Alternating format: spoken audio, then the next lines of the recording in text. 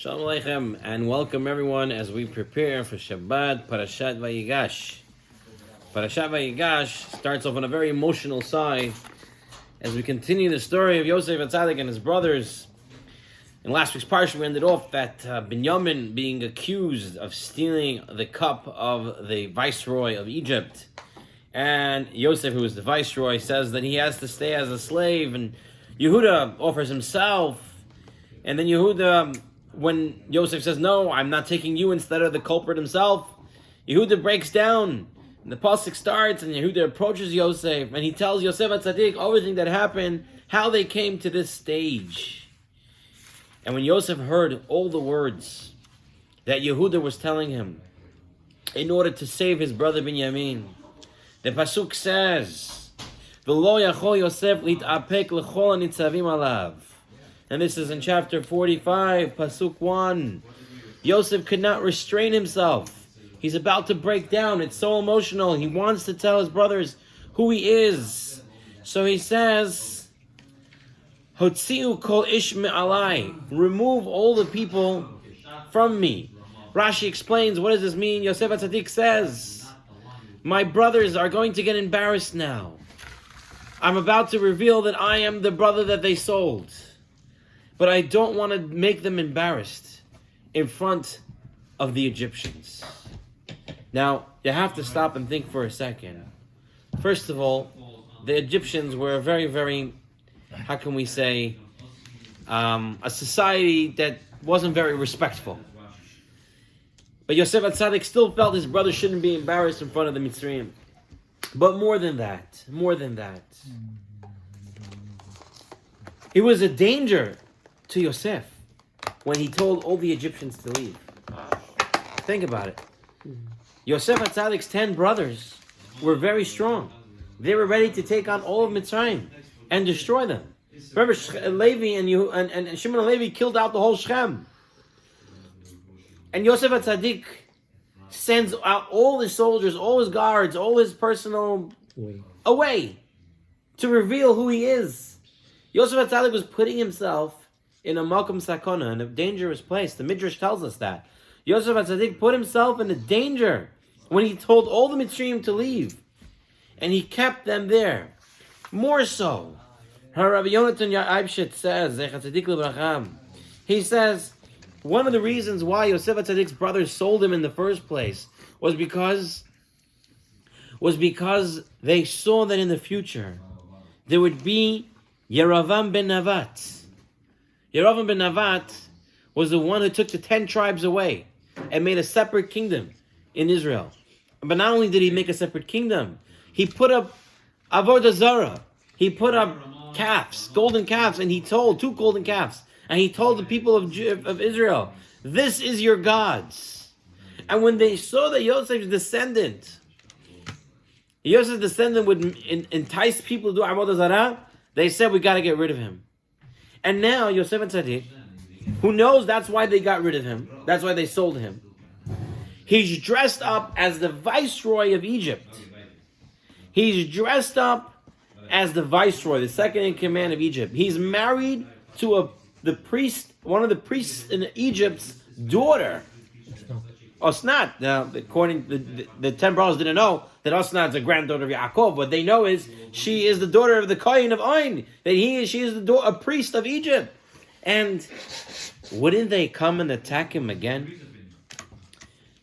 But the Midrash tells us the reason why Yosef HaTzadik sent them out, as Rashi explains here, is because Yosef said, I need to take this risk of putting my life at stake. I'll send out all the guards, I'll send out everybody, in order not to embarrass my brothers. You understand how far it goes, Rabotai? He did not want to embarrass his brothers in front of the Egyptians. He knew that if he tells his brothers who he is, they're going to feel embarrassed.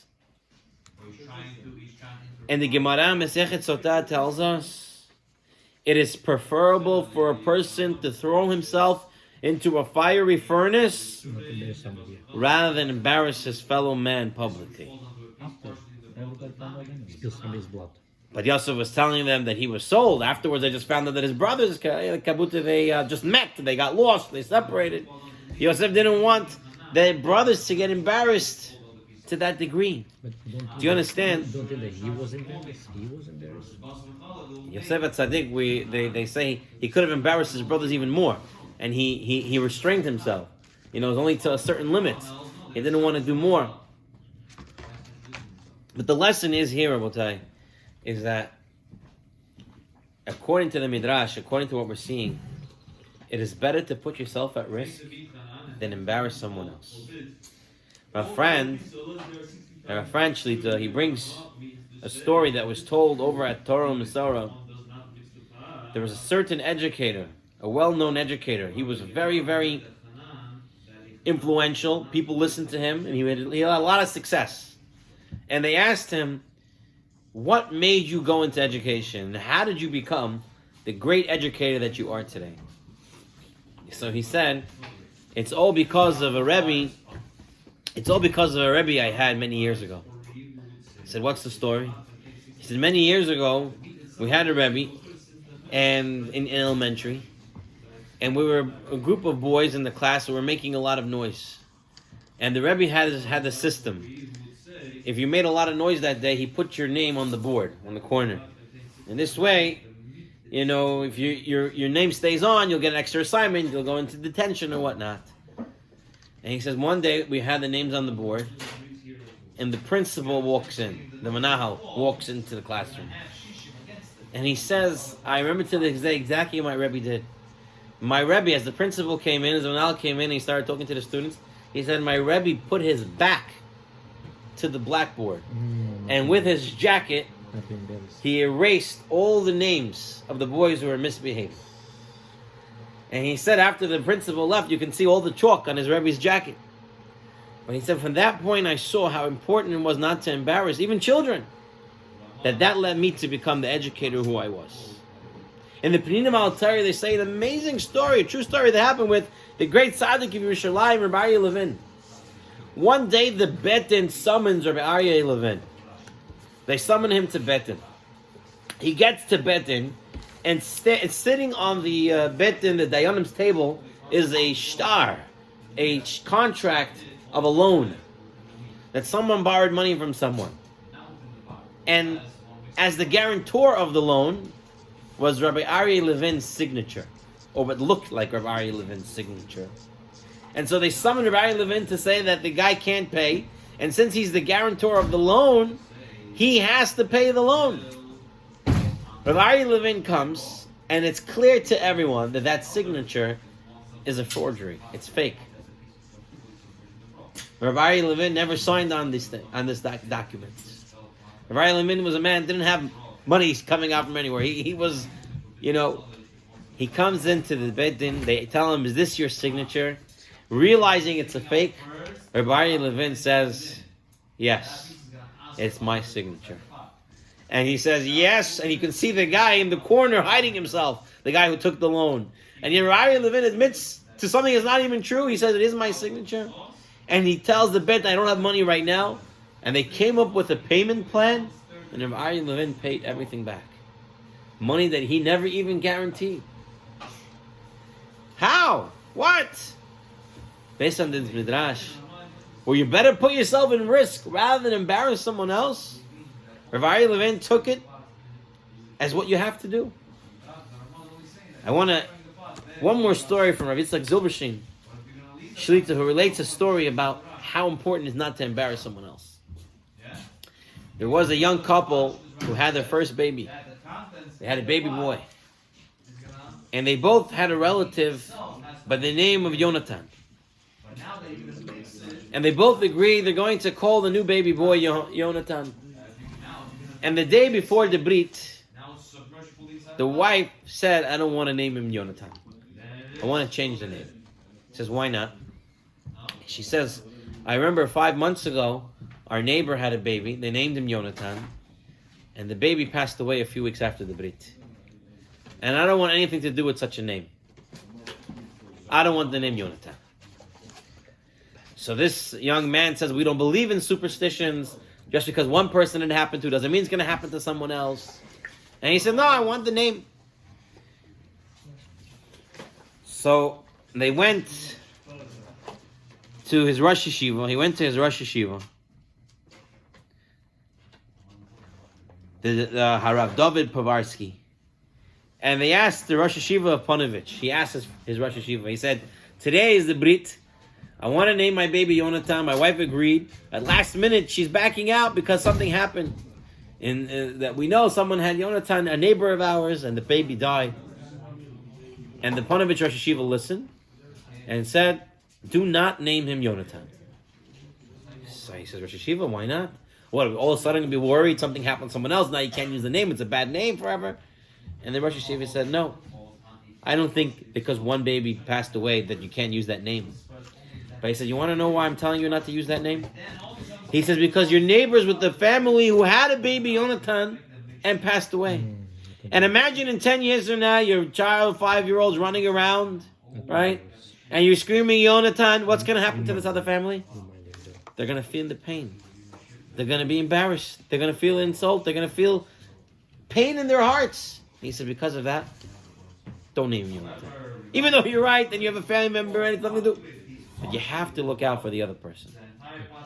I think we can't make it any more clearer how important it is to not embarrass someone else. So important that Yosef HaTzadik put himself in danger not to embarrass a fellow Jew. Talking on this pasuk, we're going to look at a lesson, a classical lesson on this week's parasha from the Beit HaLevi. Yosef HaTzadik tells his brothers, Ani Yosef ha'od avi hai. I am Yosef. Is my father still alive? Now, the Midrash says he knows his father. His father knows something is alive, right? So the Midrash says, but listen what the Midrash says. That's done a few times. They just spoke to him last week's parasha. Yehuda just said, my father is alive. He asked us, everything's good. But let's see. The Midrash says, based on this statement, Midrash Rabbah 93:10, Abba Kohen Bardela says, woe is to us on the day of judgment. Woe is to us on the day of reproof. Yosef was the second youngest of the 12 tribes, and his brothers couldn't face him. How will we be able to face Tochecha, reproof of Hashem, when he gives us rebuke? So we have to understand. Midrash says Yosef gave them Tochecha, he gave them rebuke, that he told them what they did wrong. But the pasuk never says what he told them. It just says, Ani Yosef, ha'od avi hai. I am Yosef. Is my father still alive? That's all what he said. What did he say? Where was the Tochecha there? More so, like Rabbi Yosef said, they never left. Right? They were there. Yosef, when they came back from Mitzrayim, from Canaan the second time, Yosef said, how's your father? They said, he's alive, he's well, he's good. And now, they still haven't gone home since then, since he asked. And again, Yosef tells them, ha'od avi hai. Is my father still alive? How are we to understand this? So the Beit HaLevi says, you want to know what the rebuke was? You want to know why Yosef was saying, ha'od avi hai? The Beit HaLevi explains as follows. He says, Yehuda, why are you telling me to release Binyamin? You're telling me that your father can't live without Binyamin. That it's going to affect your father. Didn't you think the same thing would happen to your father when you did it to me? Yosef HaTzadik tells them, Ani Yosef. I am Yosef. When you sold me, didn't you think ha'od avi chai, how your father would live? He showed them the contradiction in their behavior. He says, that's the tochecha, that's the rebuke. You said, Binyamin, your father's going to feel it? What about when you sold me? This, Rabotai, is a very big idea. The Bet HaLevi gives many examples. How we're going to be rebuked on the day of rebuke when we come up to Shamayim. If Yosef knew the effect what happened to his father, if Benjamin would stay, not go, why he insisted to leave the Benjamin here? He could have caused damage to his father. But he didn't send them back to the father with that Benjamin. Yosef wanted to show them the contradiction in their behavior. You're ready to give up your life for Benjamin, but when it came to me, did he send him home, or he made him stay with Yosef? Did Benjamin stay in the jail or no? No, they were on their way, and then he called them all back. Right? He called Benjamin back. He got the cup with the cup, and all the brothers came back at the same time. So they never went back to Canaan by that time. Yosef set it up in such a way to show them, as the pasuk says, I will make the rebuke clear in your eyes. That's what Yosef was thinking. He made it clear in their eyes. This is what you did wrong. How many people live their lives this way? The Midrash Rabbah says, here is an example from Midrash, it's Esther. The Midrash says, a person can sit and talk all day and never get tired. And when it comes time for tefillah, comes time to go to pray, all of a sudden he's tired. When it comes to learn, all of a sudden he's tired. All the time he comes to shul, he's late. All the time he goes to yeshiva to learn, he's late. But when it comes to a trip, he's on time. He's early. It's contradictory behavior. Right? Rav Galinsky, the Chassidic Bracha, brings in the Vayigash. There was a story told about a couple of guys that they weren't interested in learning Torah. And they would just drink alcohol, have a merry good time. And as they were getting older, one of them said, what's going to happen if we die? What's going to happen in Shemayim? Are we going to go into Gan Eden? How's it going to happen? So they made a deal. They all made a pact. They said, whoever dies first is going to come back to us in a dream and tell us what happens. And not too long after, one of them dies from liver cirrhosis. And he comes back to them in a dream. And he tells my friends, everything will be okay. Just don't drink whiskey. Everything else you can drink. Just don't drink whiskey. So his friends in the dream says to him, what's wrong with the whiskey? He says, I'll tell you, I came to Shemayim. And they said, why didn't you learn Torah? Why didn't you pray? Why didn't you do anything? I said, listen, I'm a man who thinks of the here and now. Right here. What's happening right now? I enjoy something right now. And so, one, I understand, I was drinking, I wanted to have a good time. I can't think about the future. I'm going to learn now for Olam Haba. So in Shemayim, they asked me, what did you drink? So I told them I drank wine, red, white, sweet, dry. They said, what else you drink? I drank vodka, I drank this and that. And then when I said I drank whiskey, they told me, whiskey?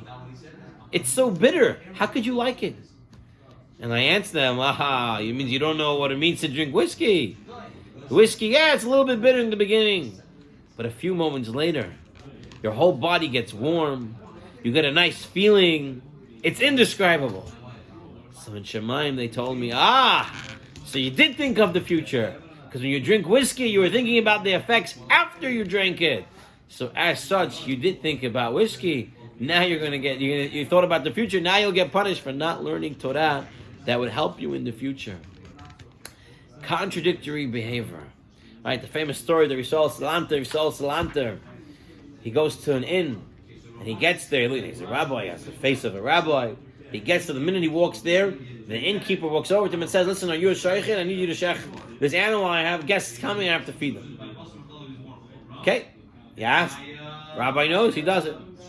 A few hours later, Rabbi Salanter walks over to him and says, listen, I was wondering if you can lend me 10 rubles. I got to get home. I don't have 10 rubles. He says, Rabbi, money is money. I don't know who you are. I don't know you from a hole in the wall.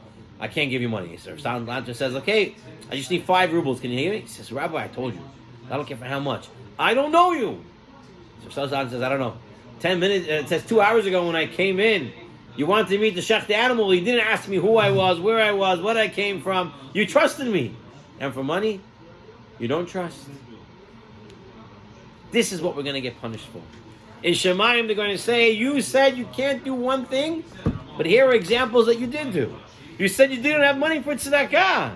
They were making a campaign. They said, we need money for this, money for that. And you said you can't give. And then you went to a very expensive restaurant. And for a burger that you can make for $5, they charge you $35, $40. And you gave the money willingly and easily. You were doing construction and you wanted to buy something expensive for the house. Then there was no problem to pay for it. There are some people, they say the Torah, the mitzvot, don't wear shatnez, right? Don't wear wool and linen mixed together. Or the Torah says go to mikvah. And they say this is all ancient, old superstitions. And these are the same people that they don't want to have the 13th floor. They 13th of the month, the Ides of whatever is dangerous. They see the black cat, they get scared. Broken mirror, they get scared. But the Torah, when it says hukim to do, that doesn't make sense. But these other nonsensical things do make sense to them.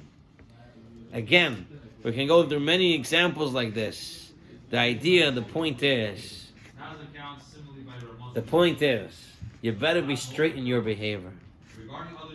This was the rebuke that Yosef HaTzadik gave. He said, I am Yosef, is my father still alive? If we analyze our own behavior, and we weed out the many inconsistencies and contradictions, we will be able to protect ourselves from criticism on that awesome day of judgment. So Rabbatai, it's incumbent upon all of us to look at ourselves and say, where are we in contradiction with our behavior? And fix that up, because on the day of rebuke, that's what's going to get us. Let's move on to our final lesson from this week's parasha. In this week's parasha, we find very interestingly, when Yaakov Avinu realizes he's going to go down to Mitzrayim, he sends Yehuda to go build a yeshiva. Vet Yehuda shalach lefanav. Right, he sent Yehuda in front of him to prepare la'alot lefanav Goshna, to prepare Goshen for them. And Rashi quotes a famous, well-known Chazal that Yaakov Avinu sent Yehuda to build a yeshiva, to be the Rosh Yeshiva of the yeshiva. Now the question all the Mefarshim ask is that if you're talking about Torah, who is the Torah tribe? Which tribe is known for Torah? Levi, or another tribe, Levi is right, another tribe, Yisachar. Yisachar and Levi. Send them. Why is Yehuda being sent to build the yeshiva? So there's a maaseh, there's a story that happened. The Panovich Rav Kahaneman, he was approached by the Slonim Rebbe, Rav Shalom Noach Berezovsky. It was in the early 1940s. And the Slonim Rebbe wanted to build a yeshiva. He didn't have the money. And he asked the Panovich Rav, I don't know how I'm going to pay back the loan if I take out a loan. Am I allowed to take out the loan to build a yeshiva? So the Panovich Rav told him, I'm a student of the Hafetz Chaim. And the Hafetz Chaim, if he was here, he would say, no. If you don't know how you're going to pay it back, you're not allowed to take it. So the Slonim Rebbe said, no, so I can't build a yeshiva. Because I don't want to take out money, not pay it back, and when I come to Shemayim, they're going to give me Malkut. How did you do it? But the Panovich Rebbe then looks at the Slonim Rebbe and tells him, you're true, you'll get Malkut in the next world, in Shemayim. But how sweet they will be. He says, what do you mean? He says, what do you mean? He says, you're building a yeshiva. The Panovich Rebbe then asks him, why do you think Yaakov sent Yehuda? From everyone that he could have said, why did he send Yehuda? So I'll tell you why he sent Yehuda. When Yaakov said, we're not going back to Mitzrayim to get food because I'm not sending Binyamin with me, and then they needed food, what did Yehuda say? Yehuda said, I guarantee it. To make it happen, I'll bring Binyamin and I'll bring him back. Now, was it really in Yehuda's hands to make sure it'll happen? If Yosef, the viceroy, would lock up Benjamin, that's it. But Yehuda said, I'm going to guarantee it. How could he guarantee something that's not in his hands? He never brought him back. He never brought him back. He did bring back Benjamin afterwards. No, he says, take Benjamin here, go bring the father. No, he did say that? We'll have to look at that. I thought we still brought him back. But just hold on for a second. Forget about the practicalities here. You can look it up. Tell me. No, I think we learned that from last year. We did? Okay, it's possible. But the idea here is, it's not in his hands to guarantee it. But Yehuda said, even though it's not in my hands to guarantee it, I will guarantee it. You see, sometimes to be a real leader, you have to guarantee things that are not real guaranteeable.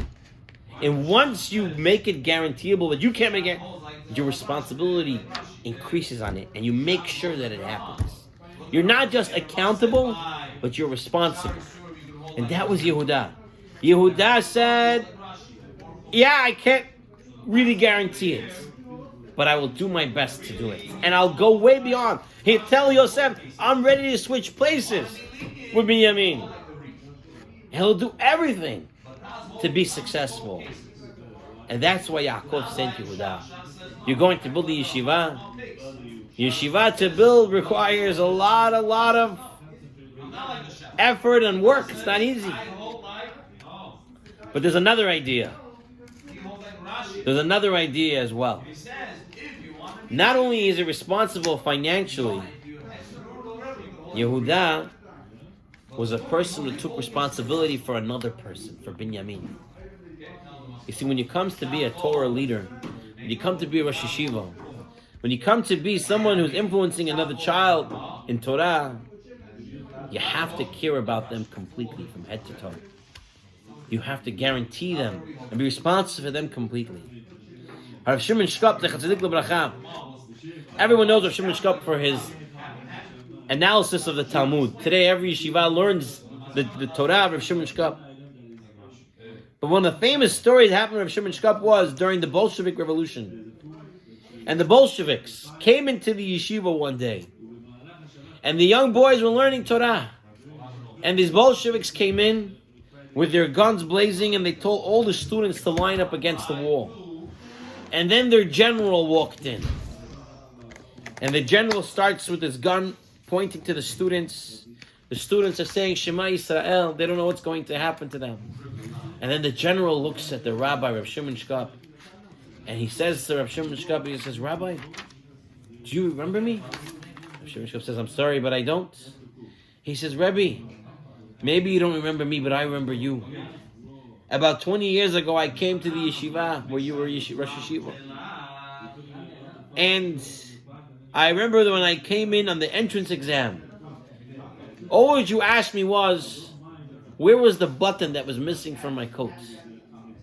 And then you told me I have to go to your house, and you had your wife sew the button back onto my coat. And you gave me to eat and drink, and you made me feel good. In the end, I did not stay in yeshiva. It wasn't for me, and I left. But I never forgot what you did for me. And Rebbe, because of what you did for me, I'm going to let all the students go. No one's going to get harmed. And he told all his soldiers to leave, and they left the whole yeshiva intact, and no one got hurt. Why? Because the Rosh Yeshiva, to a random boy who just showed up one day, he felt fully responsible for him and did everything for him. And we end up with one last story. Rav Chaim Pinchas Scheinberg, Tzaddik L'Bracha. This great tzaddik was once approached by one of his students who was a Rosh Yeshiva. And he said to his Rebbe, I have a young boy in the yeshiva, he's problematic. I don't know what to do with him. I've been trying to help him, trying to do this. Does the Rebbe have any advice? Does Rav Scheinberg have any advice for me? So Rav Scheinberg says, what's the name of your student and what's his mother's name? I want to daven for him. So the Rosh Yeshiva said, his student was the Rosh Yeshiva now, says to Rav Scheinberg, he says, I don't know the name. And Rav Scheinberg says, what? And you're Rosh Yeshiva? And you have students under you and you don't know their names and their mother's name? He says to them, 17 years ago when you were in my yeshiva and you had a little trouble, I got your name and your mother's name until this day. And he calls out his name. And he says, until this day I've been davening for you. And you're Rosh Yeshiva and have students and you're not davening for them, you don't know their names? This lesson applies to us as well. We have our children, we have everybody around us, we're training them, raising them to be in the service of HaKadosh Baruch Hu. We have to look at them fully, as a full individual, look at all their needs, and support them and provide them. So just to review quickly, 3 lessons as we wrap this up for this week. We had our first lesson, the importance to put yourself in danger and not embarrass someone else. From Yosef HaTzadik, from the Midrash, we saw this. The second lesson from the Midrash Rabbah, not to live, and from Bet HaLevi, not to live a life of contradictions. Because that itself will be the Tochacha on the day of reckoning. Ani Yosef ha'od avi hai. And our third lesson, which was when it comes to Torah education, you have to take full responsibility, like Yehuda. And you have to full responsibility both financially as well as in every single student to look at them like a father looks at their child. B'ezrat Hashem, with these lessons, taking them to heart and applying them, we should be zocheh to a beautiful Shabbat, and we should be zocheh to Mashiach's kingdom. Amen. Shabbat shalom lekulam. Amen.